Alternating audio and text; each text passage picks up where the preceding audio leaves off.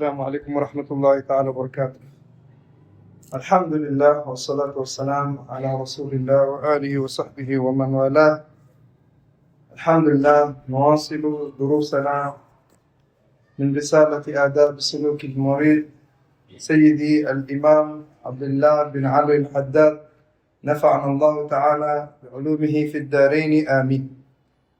Katika darsa iliyopita Imam al-Haddad alituelezea kuwa kuna maradhi matatu ya moyo ambao ndio makubwa zaidi, na maradhi haya ndo yanasababisha maafa mengi katika binadamu kufanya maasi. Na maasi ya binadamu yaweza kuwa ni ya kiwiliwili, yani mwili wake, lakini maasi ya makubwa zaidi ambayo yanaleta matatizo zaidi ni maasiyatul qalb.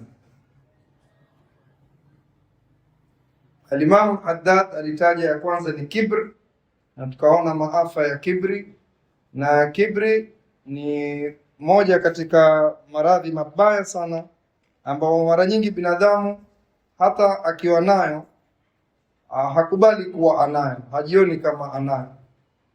Na tumesoma namna gani alama zake: kukataa haki, kudharau watu, na nyingine kuvaa nguo ya kugogota, yani nguo ambao la zoa la ziada kwa sababu ya fakhri na kutojali.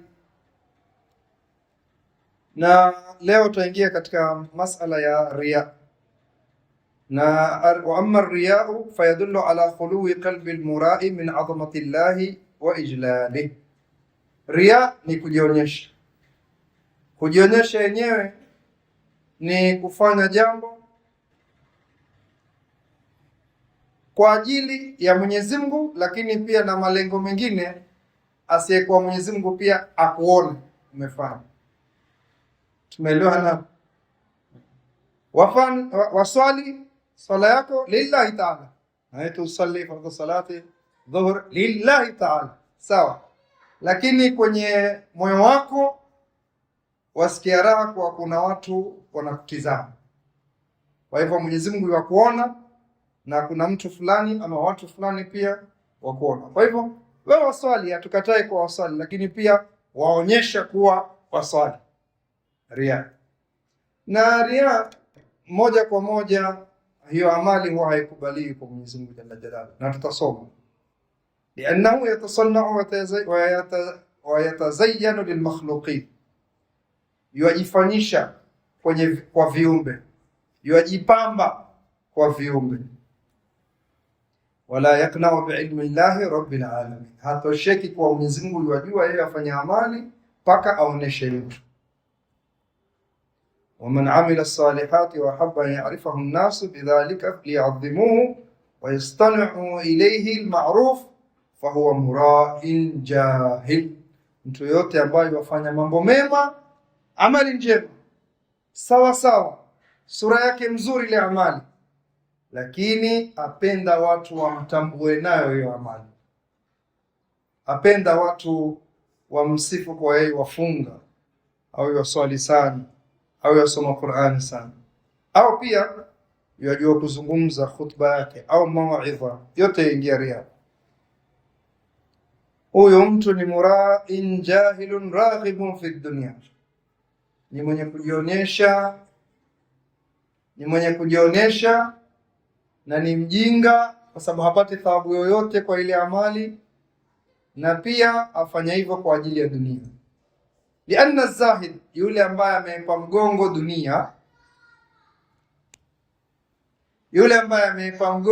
dunia, man law aqbala an-nasu alayhi bit-ta'dhim, zahid yule ambaye hana haja na dunia.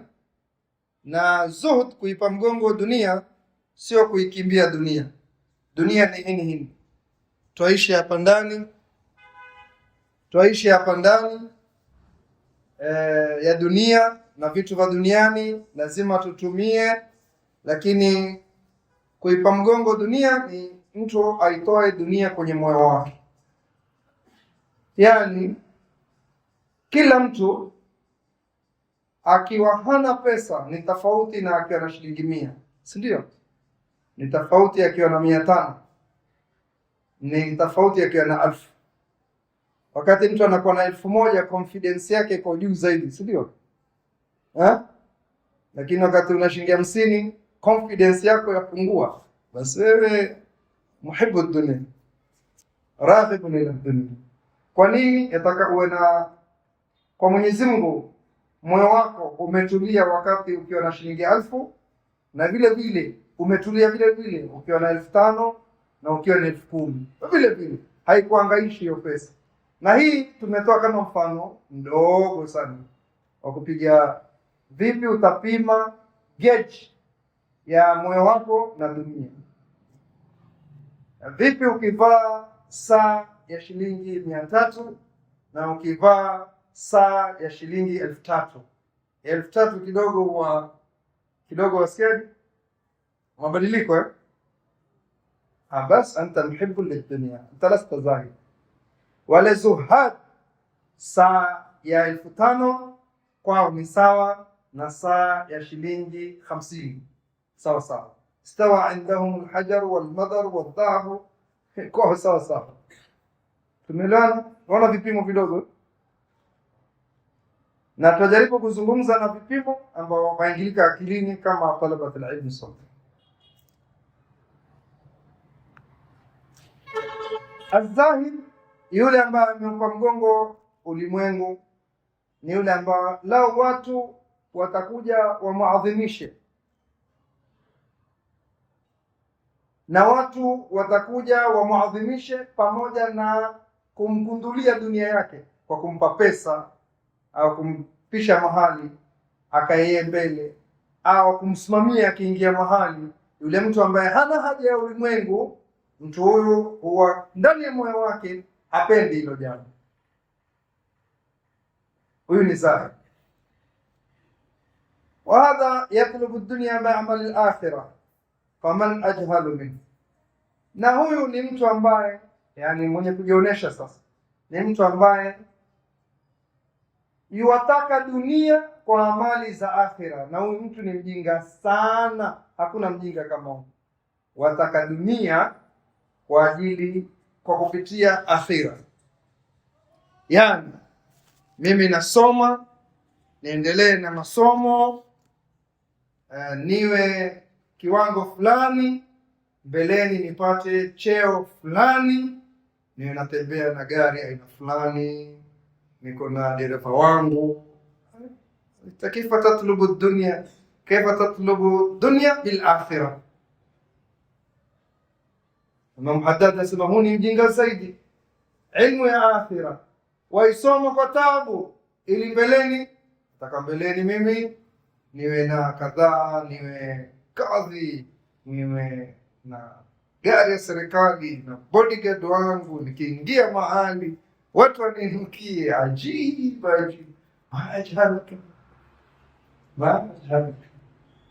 Jinga mkubwa.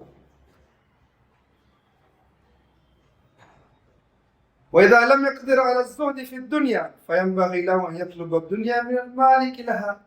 Akwambia kama huwezi kuingia kwenye timu zuhdi, timu zuhd, wale rijalullah ambao hawatingishiki na ulimwengu, kama huwezi, basi kama wataka dunia, si wangetaka kwa ule ambaye waimiliki hiyo dunia, Allah jalla jalaluhu. Wataka dunia kupitia kwa riya ambao Mwenyezi Mungu haipendi. Hata kama haya zuhdi, maratibu zuhd huwezi, basi hiyo dunia ambao waitaka, si uitake min malika jalla jalaluhu, wa huwa Allah, naye Mwenyezi Mungu jalla jalaluhu. Fa inna quluba al-khalaiq biyadihi, nyoyo zote za viumbe ziko kwenye uswarifu kwake Mwenyezi Mungu. Biyadihi yani control yake, hatutafsiri hapa mkono wake. Wa kullu nafsin awhama tashbiha au fawwid warumi tanziha katika Jawhara. Na kila nafsi ambayo imekuja lau utaitafsiri itaonekana kama Mwenyezi Mungu amefanana na viumbe vyake, basi ima ufanye tafwidh au ta'wil. Tafwidh useme biyadihi, yani wallahu a'lamu bimuradihi, si tafsiri, ndio tafwidh, umwache Mwenyezi Mungu. Au awilhu katika Jawhara useme, au ifanye ta'wil. Ta'wil vipi? Utaipeleka kimajazi ma'a karina, pamoja na kitu ambacho chaambatana na ile tafsiri yake. Mfano hapa tuambiwa fa inna qulubal khalaiqi, hakika nyoyo za viumbe, biyadihi, ziko kwenye kontroli yake, sio? Vipi twaelewa vipi hivi? Twaelewa leo sisi twasema Mombasa iko mkononi mwa gavana. Ameibeba? Hakubeba. Yani iko chini ya sauti yake, si ndio? Serikali ina mkono mrefu, mita ngapi? Haina, si ndio? Lakini yamaanisha nini? Itakushika ikitaka. Wazi? Hiyo ndio ta'wil, na ni maneno yatumika hata kwa lugha ya Kiswahili. Yukbilu biha ala man aqbala alayhi wa yusakhiruha lahu fi ma yasha. Mwenyezi Mungu amtakaye humpa dunia na akhira, na amtakaye akampa akhira akamnyima dunia, na amtakaye akampa dunia akamnyima akhira. Hivyo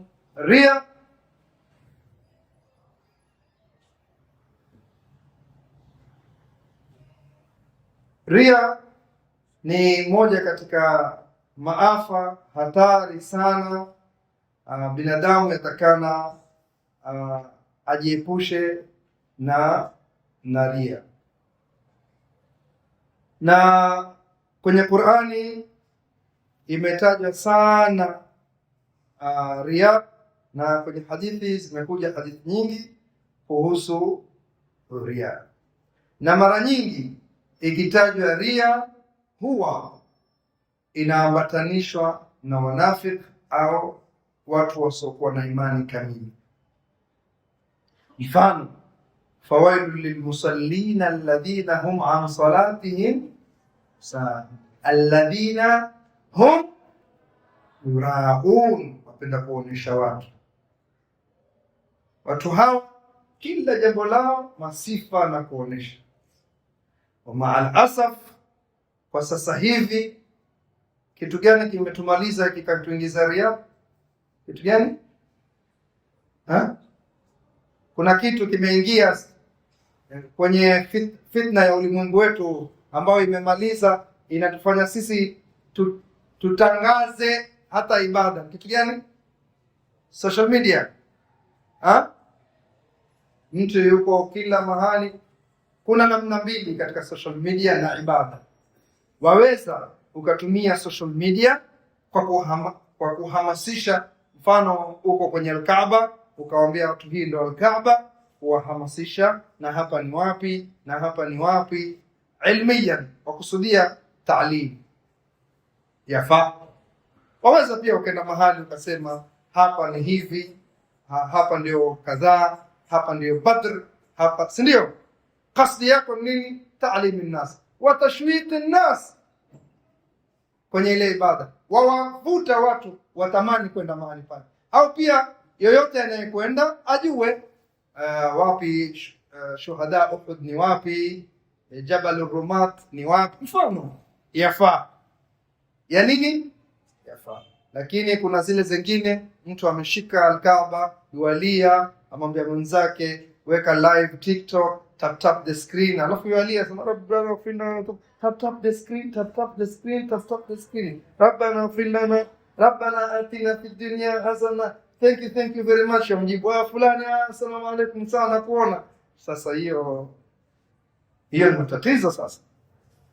Ama kwa ajili ya ta'lim na da'wa ila Allah aina neno wala siria, لأن العلماء تكلموا عن هذا. والأحسن والأحوط uzuri zaidi atajannub minha. Au umemaliza lile jambo, shamaliza, kisha ukaweka record mahsus ya kujulisha hapa ni wapi. Kwa mfano, watu wakiingia Baqi, upande wa kulia watamzuru nani, kisha mbele yake kuna nani, liajli ta'lim, ile siria. Wazi? Aya ni nyingi sana, utakuta Mwenyezi Mungu Subhanahu wa Ta'ala akiwataja wanafiki. Ria inaenda na unafiki hapo hapo, innal munafiqina yukhadi'una Allah wa huwa khadi'un. Wanafiki wamhadaa Mwenyezi Mungu, wamdanganya, lakini Mwenyezi Mungu yuwarudisha udanganyifu wao. Huwezi kusema wa huwa khadi'un na Mwenyezi Mungu pia yuwadanganya, useme hivi. Utasema Mwenyezi Mungu yuwarudisha kule kudanganya kwao, yani yuwajibisha. Wa idha qamu ila salati, munafiki akisimama kwenye swala ana maana yake qamu kusala, usimama uvivu uvivu. Tuangalie hiyo katika sala, mtu ainuka sijui nini, ashika kofia huyu. Sisema mtu, sitaji mtu bado sijui mara zimzana huyu. Idha qamu ila salati qamu kusala, wanainuka wakiwa wavivu, wana mambo mengi. Imamu bado ana takbir, utakuta hiyo wasema. Wewe ukijipata uko bado wazungumza na Allahu Akbar imepigwa, stop hapo, nikumbuke ya maneno yangu na uko mbele. Mara nyingi swala hizi za mtu namna hii, yurauna nasa, waonesha watu. Hata markazi za kupatikana hivi, waonesha tu mwalimu kwa wewe swali. Mtu yote hana hudhur wakati kamati sala, hata swala yake mara nyingi yurauna nnas. Na hapa pia tunaweza kuswali swala miaka, wali'iyadhu billahi min dhalik, yurauna almuallimin, waonesha tu watu. Bal ria, waweza ukaanza vizuri swala, wewe ni imam vizuri, bismillahirrahmanirrahim alhamdulillah, alafu roho ikakuingia katikati. Usipige bayati tu, pige na hijazi na hawandi, yani ikaingia ria hapo na wewe waswalisha hata hujui. Kwa lazima tujicontrol, hasa wenye kuswalisha, hasa wenye sauti nzuri, na tuwashukuru wenye sauti nzuri na kiran na mzuri. Lakini tatizo lao watu hawa, wala yadhkuruna Allah illa qalila. Kisha utakuta wale wanafiki wakisimama kwenye swala, alama yao ya kwanza qamu kusala, kama wavutao hivi swala zao. Kisha ndani ya swala yurauna nasa, waswali tu watu waone. Ya tatu, baada ya swala wala yadhkuruna Allah illa qalila, ndani ya swala hawamtaji Mwenyezi Mungu ila kidogo. Pia baada ya swala utakuta hawana adhkar. Sijataja mtu hata misikiti yao, assalamu alaykum wa rahmatullah, assalamu alaykum wa rahmatullah ya. Lakini wale ahlu dhikr tasikia la ilaha illa Allah wahdahu la sharika lahu lahul mulk, yadhkuruna Allah kathira. Na kuna watu la yadhkuruna Allah illa qalila, hatujasema hawamtaji kabisa, lakini illa qalila. Na ahlu tasawuf wana kiwango chao cha illa qalila. Qalila nini kwao? Iko hiyo, takuja